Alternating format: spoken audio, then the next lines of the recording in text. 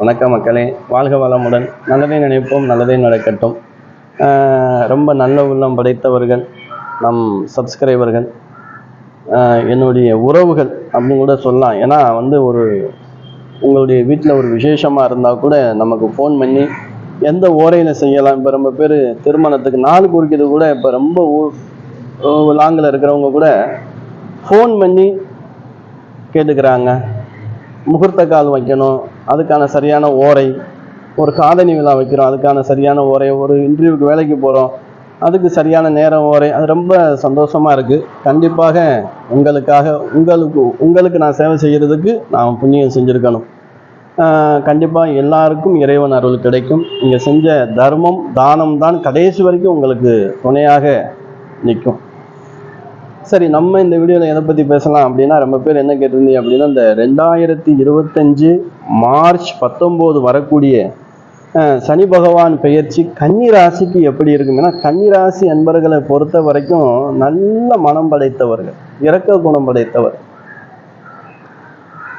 அவர்களுக்கு ஒரு சோதனை வரும்போது அந்த சோதனையை மனசுக்குள்ளே வச்சு மற்றவர்கிட்ட சொன்னால் கஷ்டம், அவங்க கஷ்டப்படுவாங்களே அப்படிங்கிற ஒரு நல்ல எண்ணத்தில் இவங்களே அந்த கஷ்டத்தை யார்ட்டையும் சொல்லாமல் புலம்பி மனசுக்குள்ளே வச்சு மன அழுத்தத்தோடு இருக்கக்கூடியவர்களும் கன்னிராசி அன்பர்கள். சரி, இப்போ சனி பகவான் 6ஆம் இடத்துல இருக்கார். 2025 சனி பயிற்சி 7ஆம் இடத்துக்கு போறாரு. இது கண்டகச்சனின்னு ஒரு காலமாச்சு. கண்டகச்சனினாலே எல்லோரும் என்ன நினைக்கிறாங்க, ஒரு விதமான பயம். கண்டனா மரண பயம். அப்படி இல்லைங்க. அதாவது எந்தெந்த ராசிக்கு அவர் எப்படிப்பட்ட பலனை கொடுப்பார் அப்படிங்கிற பார்க்கணும். இப்போ கன்னி ராசி நீங்க பார்த்துக்கிட்டே அப்படின்னா, சனி பகவான் புதனுக்கு நட்பு தானே. அதுவும் குரு பகவானுடைய வீட்டில் சனி பகவான் பயிற்சி ஆகும்போது நான் ஏற்கனவே சொல்லியிருக்கேன், அவர் குருவை போல் இயங்குவார். கெடுபலனுடைய தாக்கம் கம்மியாயிடும். அப்போ கண்டகச்சனி 7ஆம் இடத்துல வர்றதுனால நம்மளும் அசால்ட்டாக இருக்கக்கூடாது. ஏன்னா 7ஆம் இடத்துல நல்லவர் வீட்டில் ஒரு கெட்டவர் இருந்தாலும் செயல்பாடு ஒரு 50% அவருடைய குணம் செய்யும். அப்போ 7ஆம் இடங்கிறது என்ன அப்படின்னா, நான் இதில் என்ன சொல்ல வரேன் அப்படின்னா, ஒரு திருமணம் ஆனவங்க கண்டிப்பாக நீங்கள் புதுசாக கல்யாணம் முடிச்சிருக்கீங்க, இல்லை கல்யாணம் முடிச்சு வாழ்க்கை போயிட்டு இருக்கு உங்களுக்கு கன்னிராசி அப்படின்னா, நீங்கள் கடைபிடிக்கக்கூடிய விஷயம் என்ன அப்படின்னா, உங்களுடைய வாழ்க்கையில் நிதானம் தேவை. ஏன்னா 7ஆம் இடத்துல சனி வரும்போது 50 வயசாக இருந்தால் கூட சண்டை வரும். பேரம்பேத்தி எடுத்திருந்தா கூட சின்ன சின்ன பிரச்சனைகள் பெருசாக வாய்ப்பு உண்டு. ஏன்னா இது இப்போ சிம்ம ராசிக்கு நடந்துட்டு இருக்கு. சிம்ம ராசியை பொறுத்த வரைக்கும் கண்டகச்சனியில் 100% அப்படியே செய்வார்.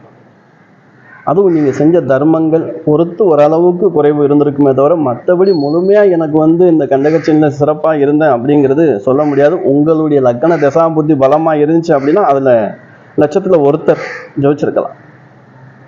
சரி, இந்த 7ஆம் இடத்துல வரனால தொழில், நீங்கள் பண்ணுற தொழிலில் மிக மிக ஆர்வம் செலுத்த வேண்டும். பெரிய பிஸ்னஸ்மேனாக இருப்பீங்க, ரொம்ப உங்கள் சொந்த தொழில், இதில் கொஞ்சம் ஜாக்கிரதையாக நீங்கள் இருக்கணும். அதே போல் இந்த நீங்கள் ஒரு வேலை பார்த்துட்டு இருக்கீங்க, இந்த கண்டகச்சனி வர்றதுக்கு முன்னாடி ஏதாவது மாற்றங்கள் நிகழ்த்தணும் அப்படின்னா நிகழ்த்திக்கிறங்க, அவசரப்பட்டுறக்கூடாது. அதே போல் இந்த 7ஆம் இடத்துல சனி இருக்கும்போது வந்ததுக்கு அப்புறம் ஒரு இடம் மாற்றத்தை நிகழ்த்தணும் அப்படின்னு சொன்னீங்க அப்படின்னா அது பெரிய அளவில் ஒரு பாதிப்பை கொடுக்கும். நீங்கள் இருக்கிற இடத்த விட்டு பறக்கிறதுக்கு ஆசைப்பட்ட கதையை அவன் இங்கேயும் ஒன்றும் வேலை நடக்காமல் போயிடும். அதனால் மார்ச் 19க்கு முன்னாடி ஒரு மாற்றத்தை நிகழ்த்திக்கிறங்க. மார்ச் 19க்கு மேலே நிரந்தரமாக எதில் இருக்கையிலும் அவசரப்படாமல் அதே இடத்துல தான் இருக்கணும். அந்த ஒரு நிகழ்வை நீங்கள் ஃபாலோ பண்ணிக்கிறீங்க. அதே போல் கன்னிராசியை பொறுத்த வரைக்கும் சனி பகவான் கண்டிப்பாக நன்மை செய்வார், இருந்தாலும் கொஞ்சம் கவனமாக இருக்கணும். சரி, நாங்கள் திருமணம் ஆகலை, வரன் தேடிட்டு இருக்கோம் அப்படின்னா, கல்யாணத்துக்காக வரன் தேடிட்டு இருக்கோம் அப்படின்னா, நீங்கள் ஒரு 7 வாரம் ஆஞ்சநேயருக்கு வெற்றிலை மாலை இல்லை வெண்ணெய் சாற்றி உங்கள் பேரில் அர்ச்சனை பண்ணிக்கிறங்க. விநாயகருக்கு சங்கடகர சதுர்த்தியில் அருகம்புல்லால் உங்கள் பேரில் அர்ச்சனை பண்ணிக்கிறோம். அப்போ தான் இந்த 7ல் சனி இருக்கார் இல்லையா, ஒரு நல்ல குணமான ஒரு பெண் அமையணும், ஒரு மாப்பிள்ளை அமையன்னு நினைக்கும் போது அந்த சனி இருக்கும்போது அதுக்கு ஆப்போசிட்டாக இருக்கும். அதனால் அந்த கிரகத்துடைய தாக்கங்கள் நல்லதை செய்யணுங்கிறதுக்காக இந்த வழிமுறையை செஞ்சுக்கிறேங்க. சனிக்கிழமையில் முடிஞ்ச வரைக்கும் யாருக்காவது தானம் சாப்பாடு வாங்கி கொடுக்குறது ரொம்ப ரொம்ப விசேஷம். மற்றபடி கன்னிராசியை பொறுத்த வரைக்கும் பயப்படுறதுக்கு அவசியம் கிடையாது.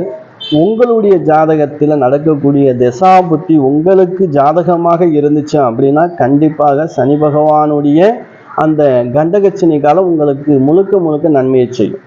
அதனால் கண்டகச்சனி வருது, எனக்கு வந்து என்ன நடக்க போகுதுன்னு தெரியல அப்படின்னு நினைக்கிறேன். ஆனால் அசால்ட்டாகவும் இருக்கக்கூடாதுங்க, ரொம்ப தெளிவாக இருக்கணும்.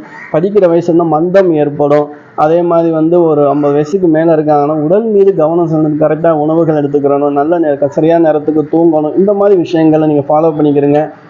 விநாயகருடைய அகவல் படிங்க. விநாயகர் அகவல்னு ஒரு புக்கு விற்கிது, கடையில் கிடைக்கும். அது மாதிரி வாங்கி அந்த வழியில் கவசம் படிக்கலாம். விநாயகர் கவசம் படிச்சுக்கிறீங்க, இல்லை கந்த சஷ்டி கவசம், ஏதேனும் ஒரு கவசத்தை நீங்கள் வந்து தினமும் கேட்கணும், இல்லை பாராயணம் பண்ணணும். கண்டிப்பாக இன்னும் ராசிகளுக்கு விடையெல்லாம் கிடைக்க போகிறது.